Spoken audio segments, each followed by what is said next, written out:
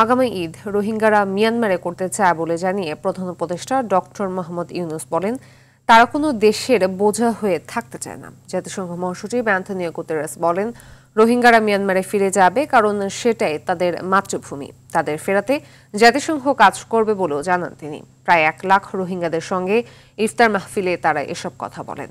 আর জানাচ্ছেন এয়ার Badal. Walton Washing Machine, simplifying life with hassle-free washing.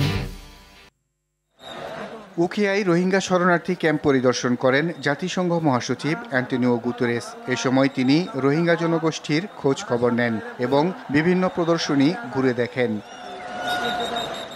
পরে তিনি রোহিঙ্গা জনগোষ্ঠীকে নিয়ে আন্তর্জাতিক সম্প্রদায়ের ভূমিকার বিষয়ে উদ্বেগ প্রকাশ করে বলেন, রোহিঙ্গা সমস্যার সমাধানে জাতিসংঘ আন্তর্জাতিকভাবে কাজ করে যাবে। এখানে এসে দুটো বিষয় বার্তা পেলাম। 1, রোহিঙ্গারা মিয়ানমারে ফিরতে চায়। 2, রোহিঙ্গাদের জন্য জরুরি ভিত্তিতে সহযোগিতা প্রয়োজন। এজন্য আন্তর্জাতিক সম্প্রদায়কে এগিয়ে আসার আহ্বান জানাচ্ছি।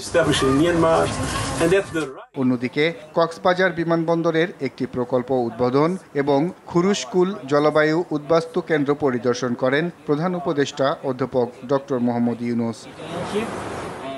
সন্ধ্যায় জাতিসংঘ মহাসচিব অ্যান্টনিও গুতেরেসকে সাথে নিয়ে রোহিঙ্গা শরণার্থীদের সঙ্গে ইফতার করেন প্রধান উপদেষ্টা। এ সময় প্রধান উপদেষ্টা বলেন, রোহিঙ্গাদের ফেরাতে সহযোগিতা করবে জাতিসংঘ। আর তো এতক্ষণ মানুষ আসছি তারে যাক বুঝাইতে ওনারা বুঝাইতে লাগবেন যেন সাম্যর এই মৃত্যুতে ফেরতেন না সাম্যর ঈদ যেন ওনারা নিজের বাড়ির জায়গায় ঈদ গরিত পারেন। জাতিসংঘ মহাসচিব অ্যান্টনিও গুতেরেস বলেন, যতদিন রোহিঙ্গারা মিয়ানমারে না ফিরবে ততদিন আন্তর্জাতিক সম্প্রদায়কে সাথে নিয়ে তিনি চেষ্টা চালিয়ে যাবেন।